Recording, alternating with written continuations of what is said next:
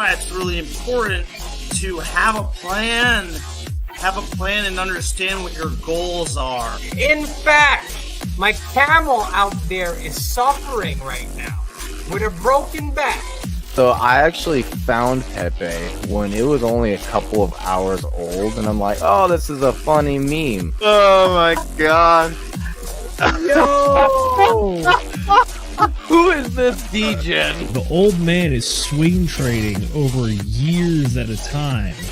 And it's like, that's where the real money is made. The answer is a permanent loss. With single-sided staking, you don't have to worry about impermanent loss. And really, at the end of the day, it's just a matter of a macro market. It's just what happens. If you're aware, if you're disciplined, you can hone that into further financial growth. Financial freedom.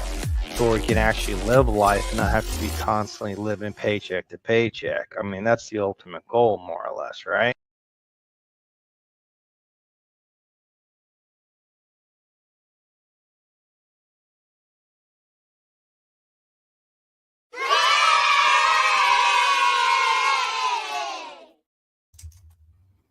Oh, well, hello there, fellow DJs and DJettes. Welcome to the Roundtable. Here, we are in the bar today. And may I suggest maybe just a little bit of whiskey. However, today for me, I'm simply using Monster. Hello, my fellow DJs. Welcome to the DJ Roundtable Whiskey Wednesdays. And today we are going to be talking a little bit with a couple of friends about Emit, a brand new protocol that's coming out, but it's also your day. So when we get around to it, come and join the Roundtable. Join in, have a good time with us, right? So before we hop into who these lovely gentlemen are, let's go ahead and let's do some chat shoutouts for the people watching us currently. So first up, we got Kenturian, or 54 Cent, as I like to call him, a really cool dude. He says, if you're not first, you're last. What's up, DJ? Bro, I love it. I love it. I love it. Next, we got Hex T Armstrong with, I'm just here for the tech support. Heck yeah, man. That's what I'm talking about. And then we got Hexagon Lost in Asia, who just came for the intro. Oh boy, he loves that drunken intro. Ugh, man. Maybe I like it a little bit too. And then we've got Tam. What's up, fam? What's up, Tam? Thank you very much for joining us. And then we got our DJ Roundtable's own Brendan saying, DJs and DJettes, God is good. Yes, he is. Absolutely. Alrighty, guys. Well, without further ado, let's go ahead and introduce our special people. So we got Kairos and DefiNation with the new Emit Protocol. Guys, I'm going to go ahead and let's tell you people who you are, what it is that's going on. Let's go ahead and start with Kairos. Hey, thanks. What's up, Nate? I'm Kairos. I built Impulse when Pulse Chain first opened up. I think it was like a couple weeks after the chain went live. I built the auto compounding protocol over there. And then in the last couple weeks, I've been working on this farming protocol that I'm going to show you guys. And yeah, that's what I've been up to. Awesome. That's great. And we're looking forward to it because I do believe you got a presentation to give us as well, which is going to be kind of interesting because, I like money printers, guys. And basically, this is going to be one of those money printers I'm looking at. So, yeah, we're looking forward to that one. DefiNation, how are you doing today? And, what can we look forward to with this? Hey, guys. Yeah, good to be on the show. So I've been working with Kairos for a couple of years now since Pulse Chain launched, and I kind of discovered the Impulse Finance protocol he built, IMPLS, which is an auto compounder, a fork of an AVAX protocol, a yield aggregator protocol called Psychofinance, which is kind of similar to Beefy Finance. So I got really interested in that, started using it for my yield farming optimization, like putting LPs in there, auto compounding them and earning a lot more yield on top, and kind of teamed up with him, came on his team on that project as the head of product and outreach. And then we've kind of been brainstorming like the other protocols he wanted to build. And this was one that was always like an interest of him, this yield farming and DAO protocol, Emit. So he just got this launched a few weeks ago, and I've been kind of helping out as much as I can with the launch support and getting eyeballs on it, because it's a great yield farming protocol on Pulse Chain with really high APRs still, which as we know, like pretty much all the yields been like nuked across the chain, from the PulseX farms, from INC rewards being slashed, from Hex staking, and a lot of other places. So this is a high yield opportunity to get into while it's still a growing protocol. Yeah, absolutely. Usually when protocols first launch, that's the best time to get into them for their yielding, which is real nice. However, I think this one in particular, so it's high yield, but it's also like reflection tokens as well. So you got kind of a combo going, sort of like a hybrid. Am I correct in this? Yeah, it is. So the core of it is the Master Chef contract, which is just like other yield farms, where that creates inflation, and that's how the farmers get paid. But then in this one, I also use a 5% tax on the token. So like a reflection token, usually those get sent to your wallet. In this protocol, it sends them to the single-sided staking. So you can single-sided stake your Emit, and you actually earn eDai stables. So it's got that reflection dynamic in there too. Excellent. So it's not PDI though; it's eDai. No, it's just the bridge DAI. So just the stable token. Yeah. It's actually the new Maddie meme coin PDI that you're not just kidding. There we go. That's what it is. Interesting. Alrighty. Well, guys, with nothing else to do, would you like to hop into the presentation here? All right. And did he just disconnect, or am I here still? Yes, I am. Yes, you are. All right. Can you guys see my screen? Yes, please share the StreamYard. You are sharing the StreamYard currently, so you gotta do the whole window on that one. There, we got it. This is it. Yes, got it. Okay. All right. So this is just this is the farming page. I guess I'll just go through this since it's all loaded here. So it's just like a classic farm. Basically, the emissions are going through all these, like we have Emit/WPLS. These ones have they still have like a 300% APR right now. It's actually been an interesting dynamic with the burn and the single-sided staking, because usually with these protocols, like you print the reward token, and then like you single-side stake the reward token, and that prints more reward token, and like you just end up with so much of it that people dump it.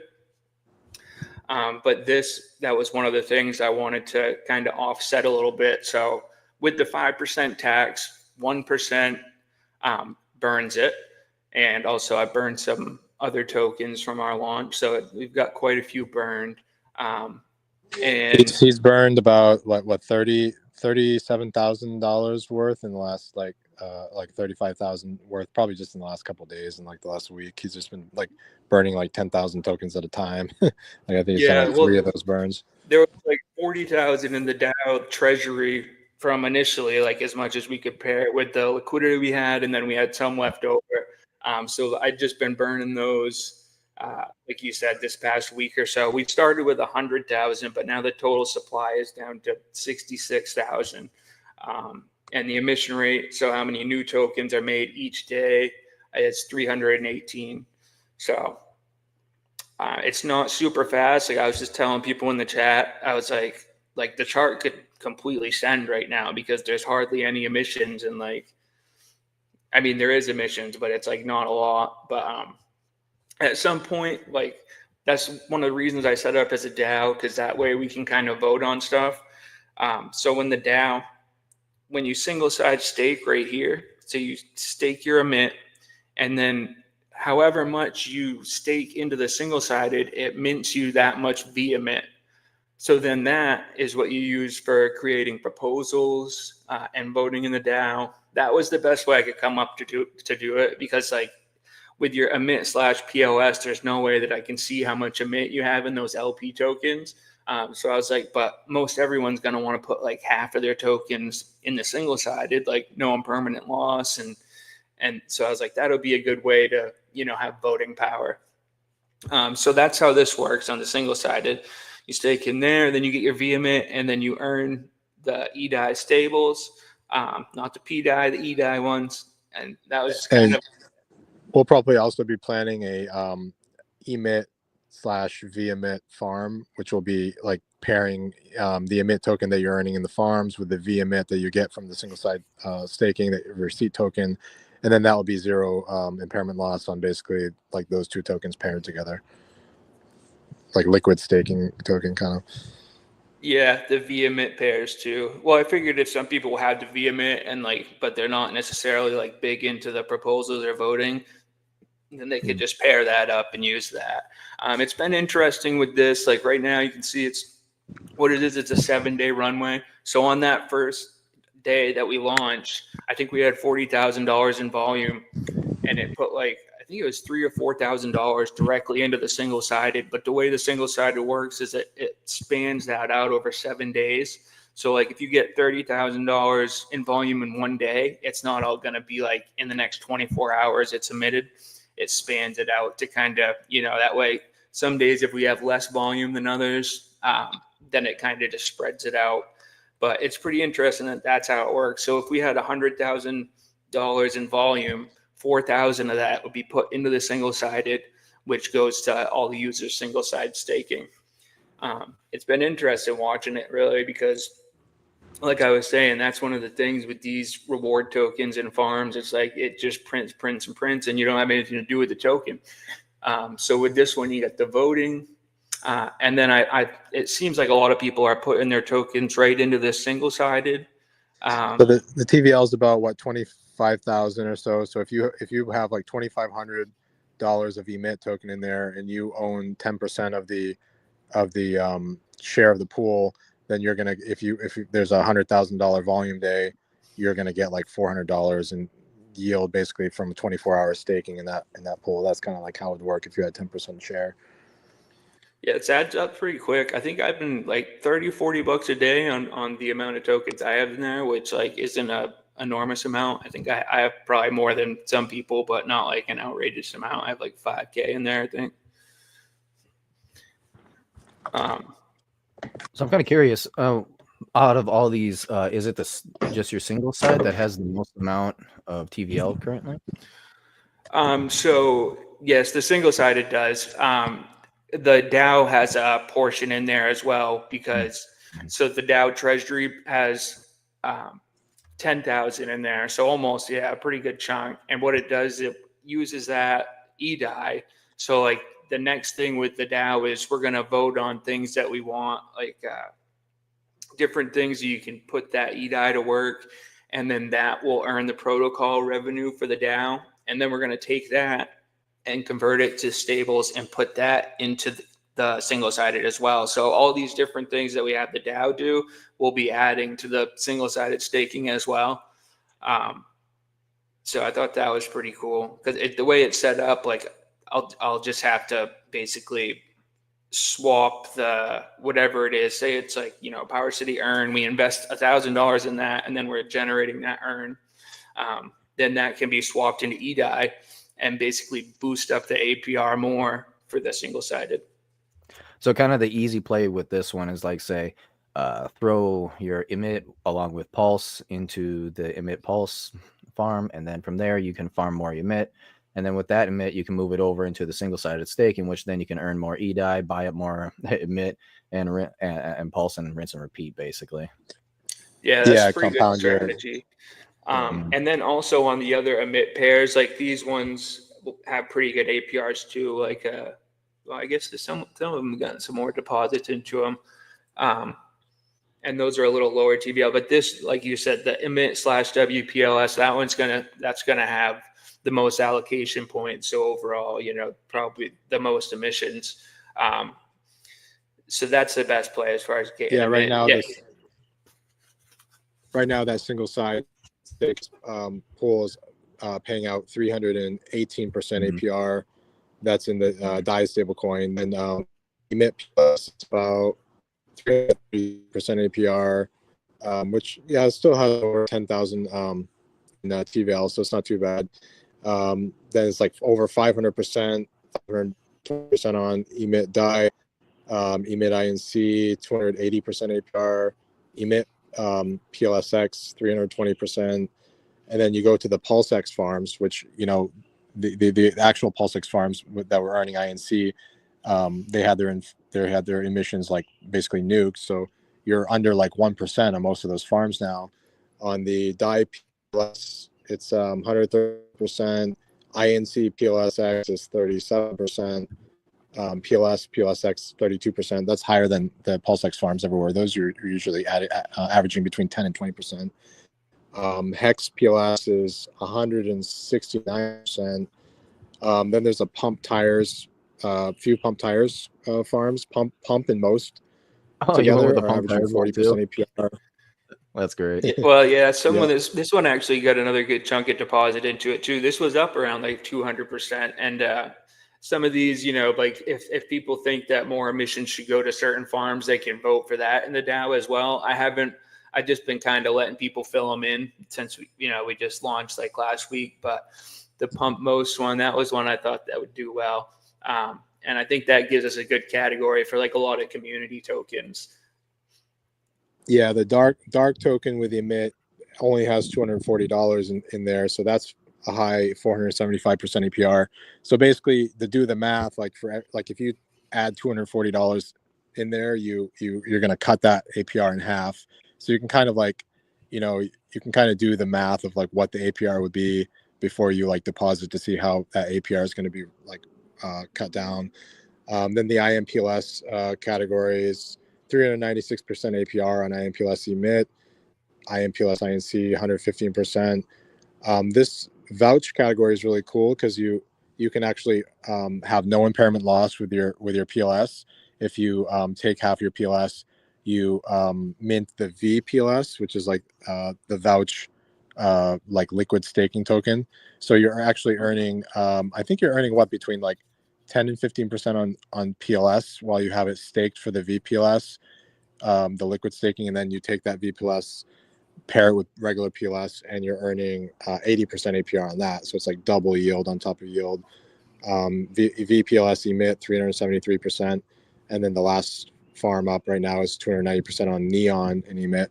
And there's going to be a lot of other farms that we're adding, which we can talk about over the show as well. Yeah, and as far as farming, like I was talking about in the chat earlier, like since we just launched and everything, I just kind of wanted to let things settle. But I'm sure at some point we're probably going to vote in the DAO to turn up the emissions, just so that like maybe nothing crazy. Like I purposely started them low just so that kind of starting it off slow. So it would be like a good time to get situated in the farm. So then if the emissions get turned up, you can vote on which farms get more emissions. Like that VPLS/PLS, that was one of my favorite ones that we've done so far. And I noticed we got some more deposits in there. So it's like 80%. Oh, and so when I first launched, we did an NFT set.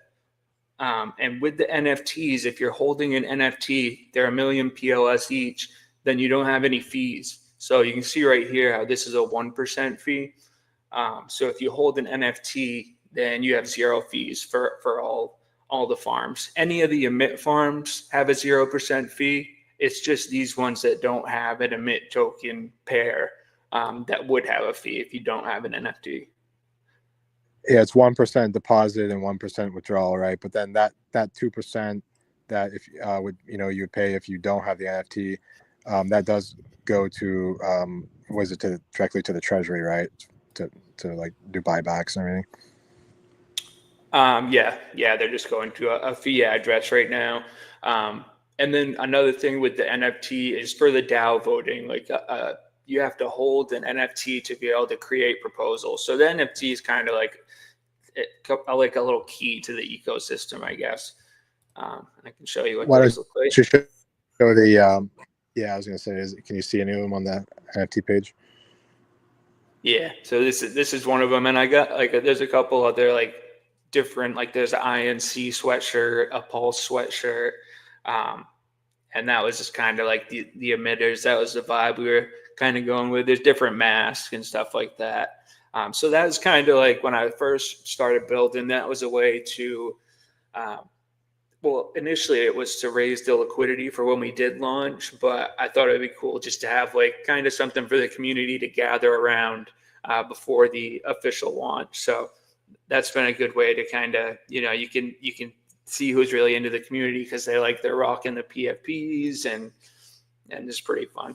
And I figured 1 million PLS is like, that's like not a huge amount, but like if that's like anyone can get in basically is what I was thinking when I did that. Yeah. Kind of like a starting point, right? Yeah. Yeah. Well, it was initially, I've done launches before where like, if I didn't have a bunch of like a good amount of liquidity, like bots could eat up a bunch of it right off the bat. So I was trying to like not have that happen, and it worked out pretty well. I think we had like 200 mints or something initially. So we had a pretty good starting chunk of liquidity. And then these NFTs, Yeah, the NFT top of. So the NFTs, they get rid of the or let you bypass the initial fee to be able to put your coins into the farms, correct? Yeah, so like on these farms where there's not like all these ones have a 0% fee because if it has an emit pair, then it's good for the protocol. But these ones like INC/PLSX, you can see since I don't have an NFT in my wallet, it's 1%. And then if you are holding an NFT, they all show up as 0, so you won't have any fees. Yeah, I was kind of wondering, are you going to up those fees maybe sometime in the future? I guess right now it's probably just we'll see how things go. It could be a DAO proposal. Yeah, I mean, because that would actually kind of drive up the floor price of the NFTs on the secondary market, on like Pulse Market and Mintra, because there's half of them have already been minted already. There's only well, that's one of the things with like these type of protocols is like your leaks are where basically like some people will get into the yield farm and they'll stake in one of these farms like this and then just dump the reward token as like some strategy, which I get it, like that's the strategy and stuff. But if I did have a higher fee, like 2% in, 2% out, then that could kind of be fed back into the system in some way. But I think right now with our emissions not cranked, and it's not a big deal. Like these ones are much more heavily rewarded, and these ones benefit, the system as a whole more so. But yeah, it's your reward token, so that makes sense. Yeah, and I figure a lot of people probably like you said, you get a big position in this one, and then you're earning like a good chunk of a mint, and then you can single side stake here. And there's no fee. Like you can claim your emit and deposit into the single side staking without any fee because of the reflection fee on the token. Yeah, and you don't get dinged on that 5% tax if you just are dumping your reward token, emit as you're claiming, and then you're not going to lose that 5% tax, and that's actually beneficial to the system because 4% goes back to the single side that are putting them in there, and then 1% is the buy and burn on the token. And also the NFT also gives you a airdrop multiplier. So I think only half of the airdrop has been done so far, right, Kairos, from the airdrop list from launch, and then you're airdropping tokens almost every day. Yeah, there's like 6,000 more in the airdrop. Like when I first started this project, I put together like an airdrop bot, and so people can get on the list just by being active in the community. And I think the first day we did like 2,500 tokens, or maybe it was 5,000. It was quite a bit though. It ended up being like a few $100 a piece. And then we just slowly been kind of airdropping them over time, but also each new collaboration that we do, like we did the farm for the Dark Horse project there. And those guys, gave us a chunk of tokens, which we've been airdropping those to the community. So I plan on using that kind of with future collaborations. I like the airdrops. So, and it kind of helps keep people engaged. Like if you have a new event, people do it because they know if they participate, they get more points multipliers. And then like Ben was saying, so you can get promoted just for participating. You start at 1 point. If you're liking and retweeting and stuff like that, you can get points from each event and stuff like that. But also for the NFTs, if you say your point multiplier is 2 points that you got from participating, and then you have 3 or 4 NFTs, then your NFT balance gets added on to that points multiplier also. So that, kind of boost up your points a little bit if you're holding some.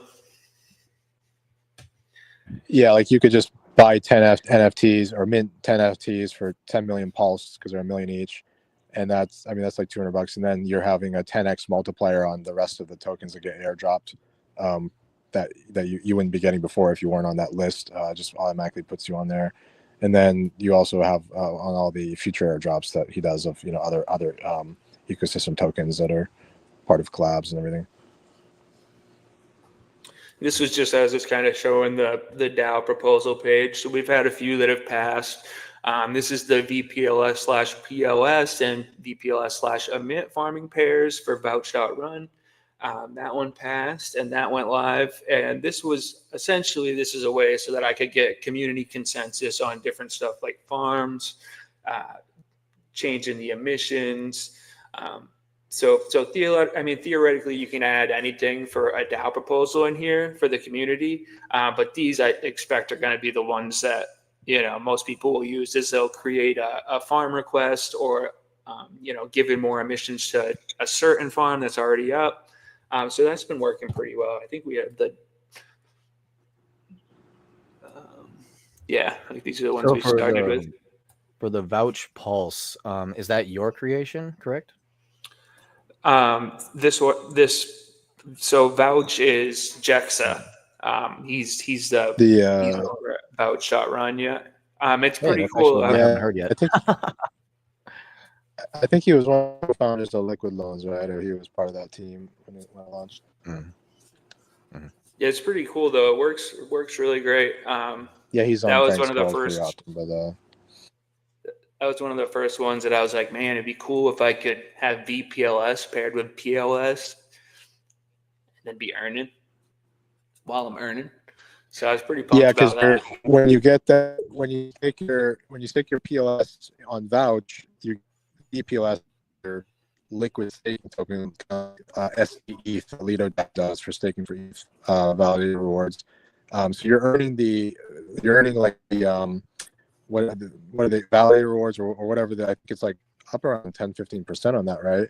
Then you take that VPLS and whatever PLS you have left, and then you're earning another 80% on the Emit farm, which is like, really awesome.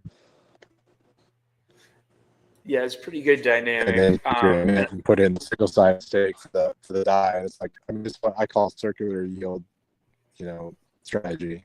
Is just keep like churning the yield on top of it.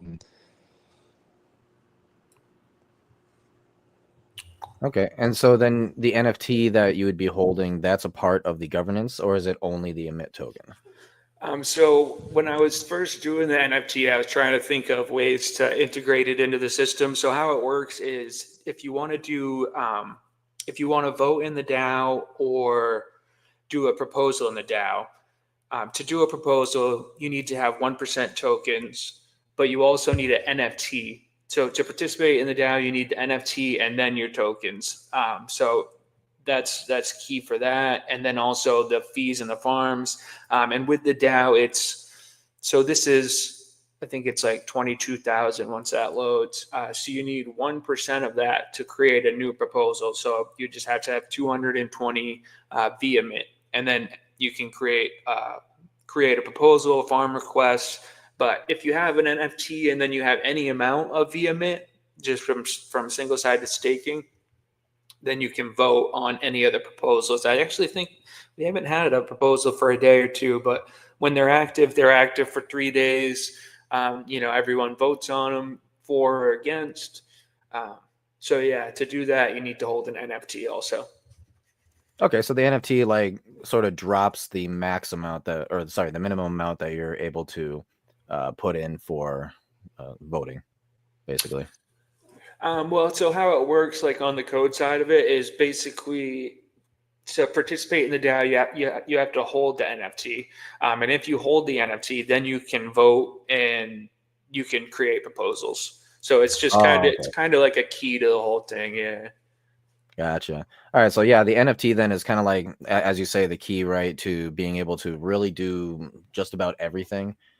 except for just the farms themselves. So this seems like it's kind of surrounded by two different things: hold the NFT and then go play around with like the governance and or a lot of the other types of meme coins and other types of farms that you've got, or just simply use the Emit token to kind of like center around that single-sided staking that you got, and then just use the Emit farms to just kind of keep dumping into that, which then that comes back out into all these other farms. So you got kind of like a web at that point. Well, that's one thing that I thought was pretty cool too. Is so with each of these Emit pairs, like I was just on one day, I think we had like 5K in volume on the main pair. But then I was clicking through like these pairs, and when we have 5K in volume on this, we'd have like 500 on this, 500 on this, 500 on this. And I was like, well, that's going to be pretty cool once there's even more pairs, because it'll be more volume. But in the grand scheme of things, the more volume we have on all of these Emit pairs is going back into the single-sided because of the reflection. So I was like, that's a pretty cool dynamic, because, the more pairs we have, then the more arbitrage bots are going to create that volume for us. That's interesting. So it's like the bots themselves are just kind of like arbitraging between all those pools right there then. Yeah, exactly. Like if the price changes on Emit/POS, that kind of changes, it adjusts all the different pools so that they match up. So each new pair that we've been adding, like the Dark Emit and Impulse Emit, like each one, I notice when the main pair moves at all, they adjust all the prices for all the other pools as well. So that should, especially as we have more pairs being created, it should lead to more volume. Yeah, more volume, but it'll kind of help equalize the APRs a bit as well. Yeah, definitely. Yeah, and for the Emit pairs, those are the ones that I'll always give like an extra points multiplier to, just because, like I said, as far as farming, like any of the Emit pairs are going to be directly benefiting the protocol's health itself. So those ones we want to give a little bit, we already do the 0 fees on any Emit pair, but then also even tuning those up a little bit rewards wise. And can you take us through the points multiplier real quick? For the airdrop bot? No, for the farms. Oh, so obviously on this one, you can see that's the most heavily rewarded. And that basically how the point allocations work is you add up all the points, and then whichever percentage of the total amount of points there is how much that farm is getting from the total daily emissions. So they'll change a little bit too. I've been like kind of tweaking them a little bit to try and keep the APRs like where I want them on certain places. But yeah, that's the gist of that pretty much. Like you can see these ones are the APRs once they load. They're a little bit lower just because there's more TVL in these. So there's nothing. They're just kind of, I can adjust them to send, more or less emissions to certain pools. And then also that's people can put proposals in if they want, can you turn, Emit/PLSX to 7 allocation points? So yeah, it's just a way to kind of adjust where the emissions are going. Gotcha. Yeah, and they're not really showing up right now, which is kind of sad. But basically the APRs that are currently happening, just in these Emit ones, are generally right around 300. I know like the DAI was over 500. Those are real good. Like I said, usually when you get in early to protocols like this, you got really high APRs that you're able to take advantage of immediately, which can help you. Well, in this particular case, with the single-sided side of the Emit there, that can actually help you make quite a bit more literal dollars with eDAI, right? So it does help quite a bit. Yeah, definitely. Yeah, I know they loaded at first, but I noticed when I screen share sometime, they're loading up a little bit now. So the main Emit BLS, that's about 300%. That's definitely the most heavily rewarded one right now. But the single-sided, I've been pretty happy with, because obviously when we first launched was about a week ago, we had quite a bit of volume on that first day. But it's been staying right up there as far as the APR hasn't been dropping down too much. So the volume's averaging out to a pretty decent amount to keep it up. And then you mentioned liquid staking. So that means that if I put it into these farms, am I staking them into these farms? So these are liquidity tokens, like the Emit/PLS. Like if you wanted to put into this farm, you'd click on that manage liquidity, which would go to PulseX, let you pair those two assets together, and then you'd have that LP token, and that LP token is what you'd actually deposit. And most all these are going to be LP token farms. They're all two different assets paired together, of the Emit/PLSX. And the only one that's single asset is the single-sided Emit staking. So everything else will have a pair. Yeah, and that's what I was kind of curious about. So for the staking of the single-sided, that's liquid staking, and it's not like you have to let it sit for a period of time. Nope, you can deposit and withdraw anytime. It's no time frame or anything that you'll just be, as soon as you deposit, you'll be getting that 320% APR in the eDai stables, and you can withdraw anytime too. I got it. Yeah, and so there's about 25,000 in TVL in that single side stake pool right now. So at an APR of 320%, even if some other dolphins came along after watching the show and collectively put about another 25,000 in Emit token, they'd actually have to buy the Emit token or farm it first, which would help the price a lot. But then that would just chop that APR down to about 160% APR, which is still really high on a single side stake. But 25,000 in buy pressure would, I don't even know, that would probably like do a 3-4x on the token, just from being low liquidity and low market cap. I think the market cap on it right now is only 58,000. We actually have more TVL. I need to add the single-sided TVL to this too. So we have 60, 70, actually 90, 99,000 in TVL and 58,000 market cap. So yeah, that'd be wild to have a $25,000 buy on it. That probably would be like a 5x. I think we have 10,000. So 10,000 in the main liquidity pair. But the price of the token reached $4 on launch day, I think, right? I was just saying that the Emit token reached a high of about $4. Actually, I think it got to $4.20, $4.20. So on launch day, that was pretty good run, because it started out. What was the starting price when it launched? Emit, Kairos, like a few cents, or? Yeah, when I initially put the liquidity in, it was like it started at like 5 cents, but it went up pretty quickly. So it went right up to like 4, and then it leveled off around like $2. And we were there like the first day for a while, and then we kind of been hanging out around $1 for the last few days now. So we're at 87 cents right now. Yeah, I did. So it's 90x or something, like almost close to 100x on launch, and then it was hanging around like $2.50 for like the first few days. And then people started farming, and actually I think it was also from the airdrop. You were doing like heavier airdrop distributions, because it was about, what is it, 15 or 18% of the initial supply was all sent to the airdrop, the community from the airdrop list. So that was a lot of tokens, but I think only half those have actually been distributed so far, and the rest will be kind of like slowly dripped out. Yeah, at first I went heavier for just like the people that participated at the beginning, but now I'm kind of it's still like there be an airdrop, but I'm kind of spanning it out over like a period of time, just because that's like sell pressure now.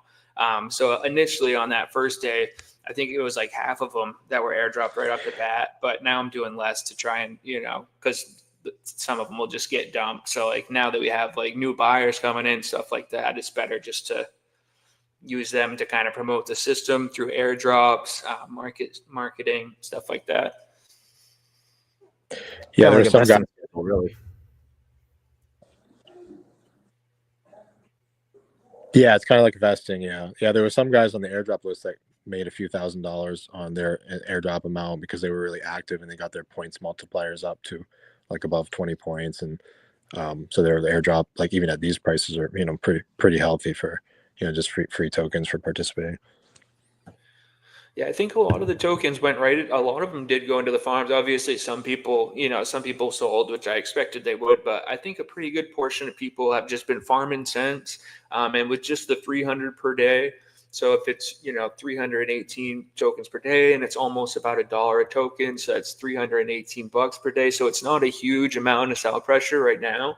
And that's what I was kind of saying in the chat earlier. I was like, well, actually, we had some good buys yesterday, I think, and we went from like 77 cents to like $1.20, like pretty quick. So like right now the chart's like wicked sendy because it's not a huge amount of like rewards getting printed and everyone's single-sided staked. So there's really not a lot of tokens to sell right now, which is weird for a farm. Like usually these farms are just like completely dump. But like I think where we got the DAO, the single-sided, earning the stables, it kind of makes for a good dynamic. And then that percentage of the actual daily volume that goes into the single-sided. So it's actually worth like it adds up in the single-sided. So it's like actually it's almost like a way to de-risk. Like usually you would just sell the token, but if you can just stake it and you're earning a portion of the daily volume, like that's pretty good trade-off. Yeah, as a guy who does this quite often, there's always kind of a little bit of a civil war that you fight, which is buy into the token a bit early, have it go up and then dump it, right? Or buy it really early, get a lot more of it, and then go and stake it for the higher APYs that go absolutely insane at the beginning. So it's usually you have to make that decision. Do you want to just dump the token off the bat, or do you want to go farm those extreme APYs and then start spreading them around? Frankly, I think what you're doing with the single-sided staking is actually a little bit different than the way these farm type tokens or reward tokens usually work out, where it's just the farms themselves. You can go ahead and throw them into the farms, pull them out, and the ones that you pull out after buying early, right? The ones that you pull out, you dump instantly. That's usually where the price starts going like this. But I think in this particular case, people kind of figured out, hey, if I actually put it into the single-sided staking one, then I'm literally printing those dollars themselves. Well, that's also keeping the selling pressure off of your reward token itself, because you can just print those dollars rather than having to just dump them right off the bat. Yeah, and this kind of came from like I've done farms in the past and stuff, and this was kind of like an evolution of the things because I was trying to think how could I make it different, than other farms where it does just end up being constant sell pressure. And I'm pretty happy with how it's come out so far, as far as how the chart's looking. And like I said, usually there's just so many emissions, so I tried to start it off a little bit lower, but we can adjust them up or down depending on what the APRs look like. I got you. Yeah, I could see the emissions being dialed up quite a bit, like 3-4x the rate is at now, even like 10x the rate is at now, once we actually have a proper like pulse chain bull run where there's a lot more buy pressure across the chain. And then 318 tokens a day is really nothing to but I mean, yeah, if it was like a few thousand tokens a day, or 2 or 3 times what it's at now, that would also like 2 or 3x the APRs. But if we have more people join the farms, and those get chopped down. But it's just kind of like a fine tuning where the right amount of APR and the right amount of emissions. Yeah, that's kind of what I've been trying to do, is just like you said, just like a fine tuning. And I feel like it's hit like a pretty good happy medium right here. Like I purposely started the emissions off relatively low because you can always turn them up, as time goes on with the DAO and everything. But like right here, it's pretty cool. Like I said, like the chart is pretty sendy right now. Like we could send it and freaking, and it would move pretty freely with people. Like there's just not a lot of tokens to dump right now. So it's kind of like a cool point of the farm, because once these farms go on, depending on how well this works and everything, that's how it becomes. It's like there's just so many tokens. So that's what I tried to offset as far as with the DAO and with the single-sided. And I've been pretty happy with how it's worked so far. That's good.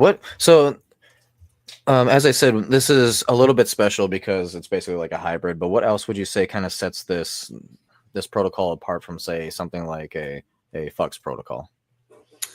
So my biggest thing when I was building it is I was like, I really want to build a strong community. So I've been focusing on that, and obviously all projects have like communities and everything, but I've been trying to really get like people pumped about it. And then just having a protocol, like a brand, that they can stake in and be earning passive rewards. So those are kind of the two directions. I wanted to do something unique with the DAO voting. For people a lot of people, I think when they come into crypto, like one of the first projects they do is like the farms, because it's like farms, you get token inflation, LP. So you're learning all these different aspects. And then I was like, with the DAO, like that's a pretty generally well-rounded kind of introduction to crypto. So that was kind of my goal. And then just building a strong community around it, and just making something that people want to share, basically. All right. Yeah. So my question then is, what originally happened that made you say? Like, Did we lose signal? It's been kind of choppy. Yeah, you have been a bit choppy, DeFi. Kind of looks like you're going in and out. Yeah, I wanted. Yeah, I think I have to jump on the Wi-Fi where I'm at. Yeah, so I want to share some of the other like basically we've been doing like farm categories, like different like ecosystem categories. So like you got the main core Emit category, you have the PulseX farm category. He set up the vouch.run category, then the pump tires category. So we're going to be doing some other ones. Some of the other ones we've been talking about doing, like solid index categories. So that would be like tokens paired with SolidX, Axis, Nope, and Fire token. Those are the main 4 tokens of that ecosystem. And I think you had also talked to the Gelato founder that would kind of fall in that category too.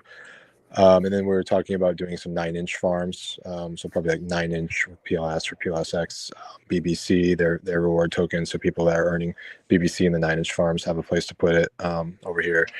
Also, in probably a few days, we're going to have a Pulse Bitcoin ecosystem category come up. It's going to be a MIT token with PLSB and PLSB with Pulse Litecoin. So if you're mining with ASIC token, you're mining Pulse Bitcoin and Pulse Litecoin, then you can take those rewards you're mining and put them in the farm, and that's kind of like yield on top of yield as well. What other categories have we kind of talked about too? I know we've talked about some other. So with the categories, the big thing that because that was another thing that I had thought about. I was like, all right, well, once a farm is going, people are farming. Like that's the ongoing thing kind of is adding farms and project collaborations. So that was why I kind of set it up so that like the vouch category, like you can click on that, go to the vouch.run project. And then obviously you have the farms here too. So I'm trying to do each category as like a partnership collaboration if I can. Like with the DAO proposals, anyone that's put in a proposal, I tried to reach out to the different founders to really make like a good collaboration and partnership with like media. We've been doing like media and tweets and everything, and then an airdrop as well if they want to airdrop some tokens. So that was kind of my direction with the categories. Is that to be an ongoing thing as we add more farms and have new collaborations. Yeah, we also talked to I think Coach X on one of Frank's calls about doing a PTGC UFO category or some of the farms for that. I know they're a tax token as well, so we have to kind of like look into the mechanics of if that's going to once you deposit to the farm, if they're going to get taxed on the transfer or not. But those would be some cool tokens to get up on there as well. And probably we'll be talking with Fast Abdul, some 2Flex categories that would fall in with some of the maybe the PLS, the core tokens as well. I hear he knows a guy. Yeah. So yeah, to go back to my question before that, then just to kind of round this off here, what is it originally that made you want to actually create this protocol? What inspired you? So one of the things was when I made Impulse, IMPOS, so that's an auto compounder with vaults. So one thing that I kept getting is people would come up to me and be like, can you add a vault for our token, whichever their token was. But if they don't have a farm, already generating rewards for the vault, then I couldn't really do a vault for him. So this like goes really well with the impulse auto compounding, because now I can actually do the farm and then I can make a vault for it. So it adds that kind of dynamic to it. And also it was just, there was not a lot of farms on the chain, and a few people, had mentioned it. And that was kind of what finally I was like, oh, I'm going to make a farm, I think. And then I started building. It was after like the INC rewards were cut down a bit. So I was like, there's definitely a spot for that on the chain. And that was what, got me to finally build it. Yeah, Kairos, can you actually bring up the IMP list app and just kind of like show what that is? And because we are going to be adding a lot of these farms that go on Emit, we're going to add some auto compounder vaults on IMPLS. So you'll be able to earn more of both tokens that are inside your LP. That will be like swapping your Emit tokens, compounding it back into your LP. Yeah, so with the vaults, this is what the vaults look like. And basically, so this is a farm underneath. This is like the PulseX farms. And these vaults will automatically sell the INC token and reinvest it into what you have staked. And then this also has IMPLS bonus rewards. So on top of that, you also are earning IMPLS. So that's kind of how vaults work. So now I can add the Emit protocol and have those farms over here as vaults also. So that's kind of like the next step on kind of not merging the two together, but they work pretty well together because it's like farms and vaults. They just go together well. And that protocol also has a single size stake pool for the IMPLS you earn from the vaults, and then you're earning PLS from the revenue share on the vault fees. And So do these kind of like auto compound, or are you looking to kind of like auto compound both of these protocols then? So this will auto compound the farms. That's what these are, is the auto compounding vaults. But also this is like a beefy finance, but I did it has bonus rewards on top. So you're auto compounding, you get your APY, and then also you earn claimable impulse on top. And I've kind of kept the emissions really low on this. I launched this right when Pulse Chain launched, I think August of 2 years ago. And so far there's only been 242 tokens created. So I have some room that I could turn these emissions up. So I think that's kind of like what I was thinking about doing, is adding the farms as vaults and then turning the emissions up there. So then people can be getting their Emit APR and also earning impulse as well. An interesting idea. All right. yeah, so this is kind of like it's just take all my rewards from the PulseX farms, the INC, so like they're in the PLS farm that more has in PLS and you want to compound your yield, then you would take INC, and as you're earning it, let's say every $100 you earn, or every few hundred, you're swapping into both those and you have to repair your LP. But this protocol does it automatically for you, and it does it like probably half a dozen times a day. So it's compound interest. It just keeps adding up. So could you TLDR that for us, because you were kind of cutting out a bit there? It just does it automatically without having to do it manually, like compounding your LPs. So taking your reward token and swapping that reward token back into both tokens that are in your LP, and then repairing. This like kind of like a 2 or 3 step process the protocol does automatically with the smart contracts. So you don't have to do it you don't have to sit at your laptop and do it like half a dozen times a day as your yield's building up. It just does it for you.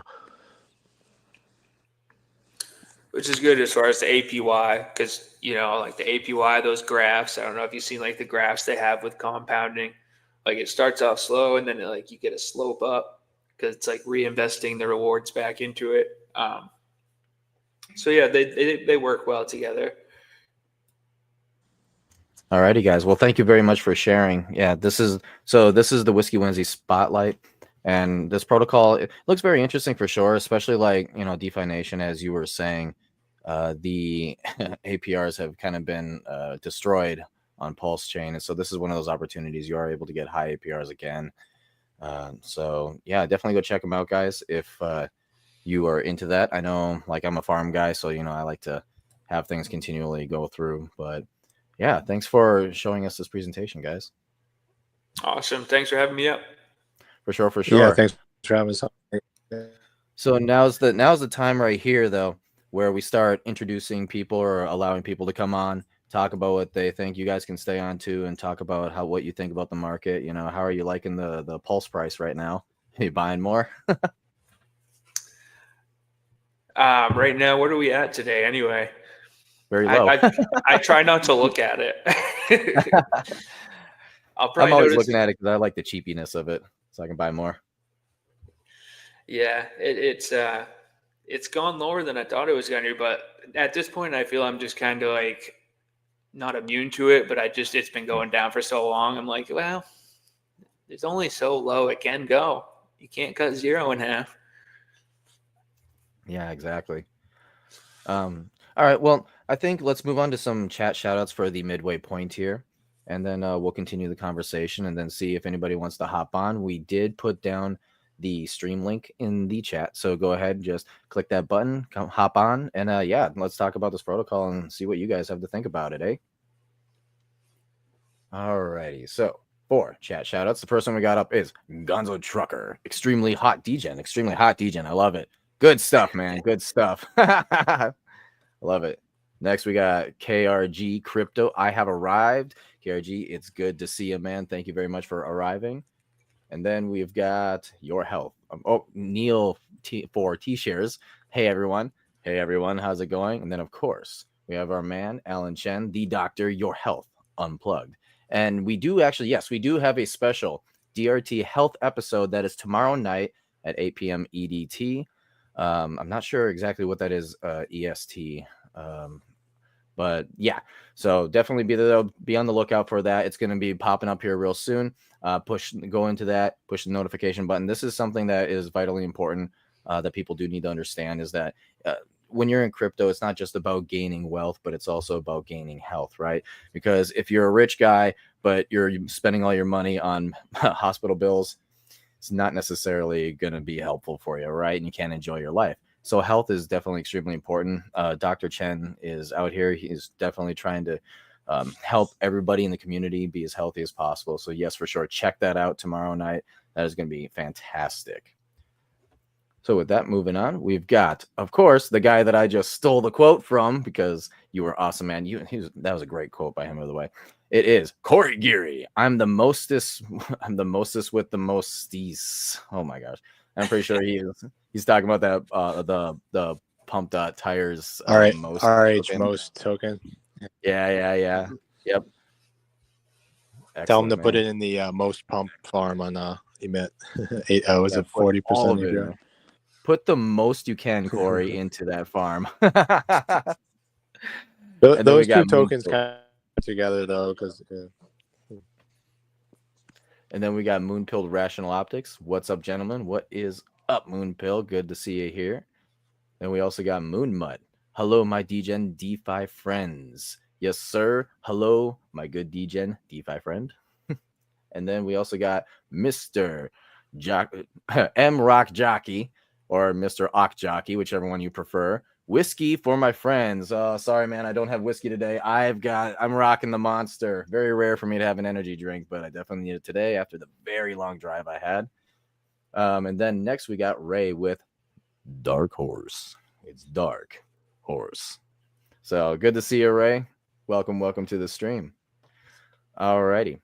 Okay, so yeah, with that, I suppose, I didn't actually really ask your guys' background, did I? I mean, if you want to go ahead with that, Kairos or DeFi, if one of you want to say, like, what got you into crypto, I did Web 2 development before. Like, I started when I was younger. I did like PHP development. I worked on like a lot of browser-based games. So that was kind of where I started. And then I got into building like traffic websites for a while. I'd build up websites, entertainment websites. They'd get traffic. I'd make money from the ads. And then a couple years ago, I kind of right as like DeFi was getting going, I got into building the crypto projects. And it's kind of like with working on the Web 2 projects, it like for crypto projects, there's like actually demand. Like people are always like, you know how crypto launches go, like everyone wants to find the next big crypto launch. So that was kind of nice. Like the demand's already there. So you're building for what people want. So that was kind of where I moved over to building the crypto projects. And it's just interesting, like playing with the token, the inflation, like this farm, for example, it's like you got token inflation and then you also got the reflection token dynamics. And it's interesting, like watching it all play out and do what it does. Gotcha. That's interesting. Wait, so you did. So are you talking about the like the funnel advertising type of websites? Is that what you're talking about? So when I first started, I did mostly PHP. So like I would freelance program and back then I was working on like just a lot of content type websites, and I got into like, you remember the virtual pet sites back in the day? Yes, unfortunately, I am old enough to know those ones. Yeah, so I've worked on a few of them. I built a couple of them actually, and that was one of the first things I did online. And then I got into doing just content websites is basically what it was. Like you build a website for a niche, then you do all the SEO, get backlinks for it until it would get Google traffic, and then earn from like Google AdSense is what it was back then. And that was kind of the whole game. But I never really got into the funnel and like buying traffic and kind of marketing that way. I've read about it, but I haven't done much of that. Okay, interesting. What about you, DefiNation? How'd you get started in crypto? Yeah, I got into crypto like 2016, kind of by accident. Kind of discovered Bitcoin through some different things. Was accumulating it like around probably starting around $600 that year. That was like the year before. I think that was the year of a halving. So the bull run was like 2017 was my first one. It ran up to like 20K. Then I kind of got more into altcoins, probably 2019, 2020. Started getting into DeFi like around that same time. And then, discovered Hex around, I think 2020, before the big payday launch. Saw like Richard on BitBoy or whatever, like most people, and then got into Pulse Chain, before both sacrifices. Actually, I come from the film background though. I lived in LA for a long time. Worked at like Sony Picture Studios, Lionsgate, some film companies, and then went off on my own to do like executive producing and co-financed like 3 films now. One's coming out this year. So that's kind of like my other background besides crypto. Dang, so you're Mr. Hollywood then. I mean, kind of used to be more when I was like, in Hollywood actually, but yeah, I moved to Puerto Rico a few years back to do the X60, the basically the crypto and no tax on crypto capital gains thing, and been out there since then, and yeah. Yeah, I hear there's a lot. There's a lot of hexagons out there in Puerto Rico.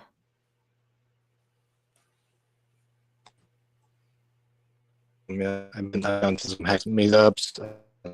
Corey here is one of my buddies who's a neighbor, pretty much lived like just down the road from me. We'd always hang out, the Cabo Bar and stuff, and then met a lot of the other guys. There was a pig roast like a few months back, Pulse Chain pig roast, and been some other stuff like on the island yet. That's neat. Maybe after this bull run, more Pulsicans will move down there. Then it's not going to be just hexagons; it'll be the Pulsicans too. Yeah, all the Pulks are broke. Like the guys who were like in the beginning in Hex that still have money coming in. Yeah, I kind of lucked out. Like I came right after the chain launch, but I didn't hear about it when like all the sacrifices going on. So I pretty much just been buying in since that first week or two, but I didn't sacrifice. So the way it's worked out, I'm like, wow, that's not a bad thing, I guess. Well, yeah. What got you into Pulse Chain then? Like, how'd you find out about us and then hop on over here? So I was building that so I found that protocol Cycle Finance on Avalanche, and I was going to build that protocol, fork it, and build it somewhere. So I was looking around at all the chains, and it just so happened that was about when Pulse Chain was launching, and the INC rewards and the liquidity on PulseX were like really good. I was like, oh, that's I think this is where I'm going to build it, and everyone was real excited because the chain had just gone live. So yeah, it was good timing. Kind of like a hype train almost, and you just sort of, and that's interesting that you just happen to see it. Like, you're just kind of, oh, where else can I build this thing? And the whole hype train was happening, and yeah, then you're just like, oh, I'll go over there then. Yeah, been here ever since. That's real interesting. Actually, that makes me think about like what happens when Richard Hart forces a bull run, right? It's definitely a theory that a lot of people have, where like, so you got the sacrifice funds, Ethereum is finally taken off, right? You get it up to like, say, 74,000 per ETH, and then he starts buying up his own coins with it. 74,000. Yeah. That'd be awesome. 7,400, my bad. 7,400. There you go. It could go there if we had nice. a That'd be perma bull awesome.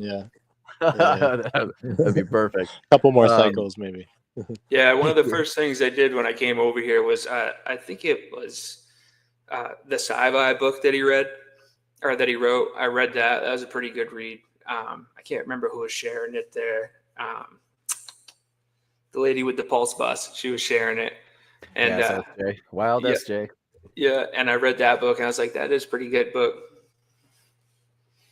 Yeah, he certainly, one thing about RH that nobody can really argue is that he definitely has a vision for trying to help his fellow man. That's for sure. I mean, he's constantly talking about trying to help each other, not just, PvP each other and trying to wreck each other. Yeah, and I'm actually impressed with like how much really good like DeFi is built on the chain. I mean, for a long time now, I before it launched, I was really only seeing like, I thought that was going to be like hex staking, the Hedron Icosa stuff. There was like a few other protocol, like very few that were on Ethereum before they got copied over like Flux and Fiat and Fame and all that. Like I knew it was going to be launching, and then liquid loans and some of that stuff. And like now, I mean, there's hundreds of different protocols built by in other people. So I really don't get all of this like kind of gatekeeping that Pulse Chain's still having with like the Robbie and DBank integration being dropped and all this stuff, because I mean there's a lot more like really solid stuff built on the chain that you don't see on a lot of integrated with those applications. So it really does feel like some kind of gatekeeping, almost like a ridiculous amount of gatekeeping. Like I'm not 100% sure, because it just seems odd that DBank, the company of DBank that owns Rabby, just decided randomly, oh, you have a PDI exploiter, okay, no more, just getting rid of you. And it's like, it seemed a little bit odd to me, because you would think that like other places would also react similarly, right? But it didn't. So I'm not exactly sure what's going on there. Did it come out that they dropped the chain because of the I never really heard. You're breaking up right now. For it. What was that? I think that's what did it come out that did it come out that DBank and Rally? Yeah, it was because of the PDI exploit. I haven't heard that that's guaranteed what it was, but it's being repeated so much at this point. It's really the only thing that we have going for us, especially since it's like it happened immediately upon the whole PDI exploit happening. And I mean, it's just everything kind of lines up to the point where you're just looking at it like, that was kind of convenient timing.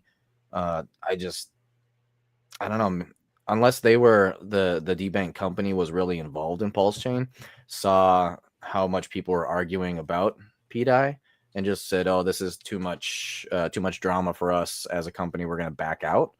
But that would ensue that company in general was very heavily involved in Pulse Chain altogether, rather than any other company that allows Pulse or any other portfolio tracker that allows Pulse Chain on it. So I'm not 100% sure. I know Zerion allows Pulse Chain on, so, and they're not exactly a big portfolio tracker, not extremely well known. So yeah, I'm not 100% sure what's going on with Rabby and DBank because they're the same company. It feels like the DBank guys and like the like Uniswap and like Hayden Adams and like what was the other one, like Infura, I think they own MetaMask, and like they're all like sitting around like hating. We lost you there. Could you repeat that? I don't know if it's the OA and the large supply that he centralized ownership that he controls. It's like makes everyone like nervous, but yeah, it's just really weird. Yeah, it is very strange. Yeah, I don't know why. What about you, Kairos? What do you think? What's your opinion on this?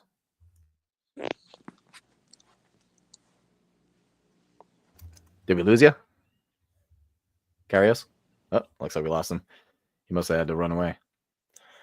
Yeah, well, so how about this then? Do you think the bottom is in? I think the bottom's in because just today, like literally as of today, with the whole tariffs being reversed and like the trade war kind of going on pause for the next like 90 days, I think the stock market had a big bounce. Bitcoin, Ethereum, everything else had a big bounce. And I don't think we're going to like go back to the lows, like, because Bitcoin's obviously been following the stock market. That's Ethereum down. That's been pulling Pulse Chain down. So they're kind of all like integrated. But yeah, I don't think we're gonna like go lower unless something big happens. Yeah, I gotcha. The kind of thing that I'm looking at is we're just waiting for, and I've been saying this for a while, is we're simply just waiting for the tariffs to kick in, start bringing in more money and the panic to stop, and for people to actually see if they start working. However, with Trump now pausing them and working out deals with other countries, a lot of other countries, possibly there will be a large influx of money that's, along with quantitative easing, tons of money is going to start flowing into the country itself, which is going to help out the little guy, right? Retail. And so I know one thing that's been said about this bull cycle so far is, where's retail? And that might actually be it right there. And that could be sort of the spark to start up this bull run and really get it start flying. You know what I mean? And I do think once that happens, especially with regulations, like good regulations, there's going to be a lot more institutions that are going to buy up like the ETH ETFs, which then the BlackRock and the institutions that have the ETF are going to have to buy more ETH off the market. And then retail is going to start heading into, after they start making money off their Bitcoin, ETH, and stuff like that, they're going to start heading into the rest of down the risk cycle, aka Pulse Chain, right? And say, what else is out there? Let's go ahead and spend some more money. Yeah, especially if the plan of getting rid of income tax on like crypto or capital gains, or like I know it was first kind of stated that it might be just crypto, that's like US based crypto companies, and then I've also heard that they may even be doing away with all income tax on just any capital gains. That would be stocks, crypto, other assets. So if some announcement like that happens, then it's just having like a perma one for sure. And I kind of believe, as far as like RH goes, this is where the SAC funds come in. As soon as people, maybe he starts kind of seeing that people are searching around looking for, more things to buy, or different things to buy. Maybe that's the right word. That's where he starts dumping the ETH into his own coins, basically rocketing or forcing the bull run of Pulse Chain. Because once people start saying, hey, what's going on over here? Just like with you, Kairos, that's where they're like, hey, what's going on over here? The volume's really good, and then it starts drawing people in. So I kind of see the same hype train happening and drawing a lot more people in. Yeah, it really only takes green candles to bring people over. And then, especially if they hear, if Ethereum gets to, 5,000, 7,000, and they hear there's, what is it, like $3 billion in treasury funds, or, what you would call for buyback, token buybacks. And they know that like as they get deployed, they just see these big price spikes. and then they're going to be like speculating on how much more is like left to deploy and when they're going to, I don't know if that's going to not happen until there's some privacy aspects to the chain, which I've been hearing about as well. That could happen, and then it's kind of like obfuscated, where you can't like see which address the big buys are coming in from. But there's a lot of like kind of tricks up his sleeve that I think he can pull, and obviously streaming again is one big thing for sentiment. And yeah, one of the things I've been kind of looking at, or perhaps looking into the crystal ball and seeing what could happen here in the future, is it kind of seems like originally you had the US dollar, right? The US dollar is extremely centralized to the point where the game is completely rigged. And then all of a sudden that starts collapsing and it starts hurting everybody. But of course the banks are too big to fail. And so that's when Bitcoin is created, right? Bitcoin is supposed to be peer-to-peer, decentralized entirely, and there's no way you can control it. Well, you fast forward to now and you start looking around and you're like, okay, it kind of looks like the institutions are starting to like fence off Bitcoin so that way they can control it. They can't actually control it, but they can like fence it off, and control it in that manner. And the market is looking more and more like it's being manipulated. And so I almost wonder if that's when Bitcoin is sort of like the new US dollar, where that gets to the point where like something bad is going to happen, and then only like a truly decentralized coin or something of the sort, maybe a protocol or perhaps even just a chain itself, then becomes that escape zone. And if there's a possibility that RH is kind of seeing this coming in the future, which is why he's building Pulse Chain the way he is, especially with doing like privacies and just kind of things like that. yeah, I feel like Bitcoin is now kind of being manipulated by the the institution, kind of similar to how gold was for a long time. Like gold price was being kind of held back, and now it's kind of like same thing with Bitcoin, because you have the ETFs that are like buying, selling, but there's probably some coordination there between them, and between different large players like that. And then Ethereum kind of has more room to run, I think. And especially because there's been so much bought by like the Trump team, like World Liberty Finance. I think this is like his son's lending bar. They're partners in. So you like look at how much they have to gain from Ethereum price going high, and that's kind of the next obvious thing that could run. And then obviously everybody on Pulse Chain would benefit if we keep a good ETH PLS ratio, and that drags everything else up. So Ray, actually, he's got a great question here that Kairos, I think you could probably answer. So when will they add Internet Money Wallet for use on the Emit farms? Because he's trying to use the farms right now, but can't use his Internet Money Wallet. So on the farms, I'm using the Reown library, which just gives a bunch. It should support all major wallets. If it's not showing up the IM wallet with the logo, if you click on either MetaMask or Rabbi, it should pop up. I actually messaged him today just to see if there's anything I needed to change so that it pops up in there. But I think it's an injected connector. So if you click on the MetaMask, it should pop up your IM wallet. So, I mean, a lot of people kind of got rid of their Rabbi wallet.